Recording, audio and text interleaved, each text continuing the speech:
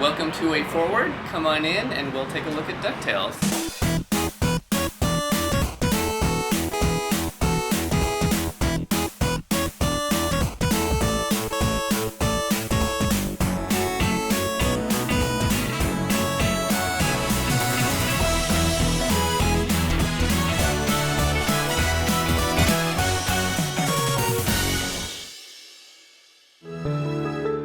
First step in creating the backgrounds was to really study the NES levels. We had the NES maps, blocked out. We had the entire map from both a level design perspective and sort of a art layout perspective. We looked at the levels and to try to interpret, what the feeling was. For something like Transylvania, when you look at the actual original layout, it feels like it's broken into a few different areas. There's kind of a dungeon, underground, very brick area where you have the spikes. There's the entryway, kind of a foyer, and there's like doors and sort of some wood and some like wallpaper kind of falling off, and then the grand ballroom with the red drapes. And so we really sort of broke down those sections and tried to break levels into 2 to 3 individual parts or pieces and unique tile sets. So in some levels, it is all just a big long either a series of rabbit trails or a big loops in on itself. And if you'd only know that you could start here and just wander in, you could get to the boss right away.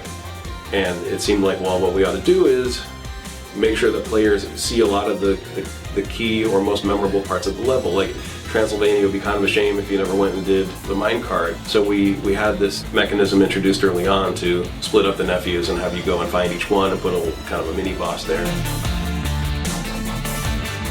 I personally like the kind of cheesy Haunted Mansion feel of things anyway, so I fell in love with Transylvania immediately, from the mummy to the skeleton duck.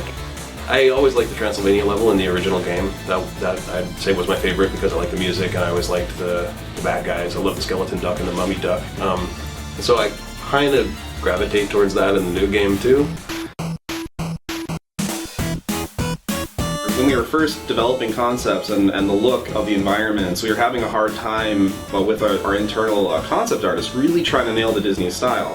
We have incredibly talented people, but there's this certain look. And so we did an internet search and we were looking up DuckTales backgrounds and different concept art, and I came across a blog with sketches from the original show, like thumbnails and actual layout drawings from the original show. It all came from one place, came from this one guy, Mike Peraza, and I thought, well, let's just contact him, see maybe he has a stockpile of layout art that we can rifle through and take some photos and scans, and he just wanted to work with us. And so we actually contracted him to work on the game. And the funny thing about Mike Peraza is he worked on the original DuckTales show, and now he's a Disney Imagineer. For the backgrounds, it was literally like taking, images right from the show and getting to convert them into these 3D environments. So it was absolutely a blast getting to sort of cut them up and place them together to create, the depth that you see in the game. And we would take the individual layers of that mountainscape and just sort of subtly take out, the contours of that mountain, make the forms that are closer to the camera actually come out towards you with really basic geometry, but the effect was actually really powerful. We have an employee who worked at Disney Television as a background painter for 10 years. And so after Mike Peraza would do the layouts, we would give it to our background painter, and he would paint the backgrounds to just look like the show. And he had DuckTales open in the background. We're watching the original episodes like while he's working on our DuckTales painting. So we started, rather than just with a concept, we started with what would be a finished background painting for the show, with every detail meticulously painted. It's funny, it ended up being very similar to the way old cell animation was done, with multiple layers for the backgrounds to start scrolling.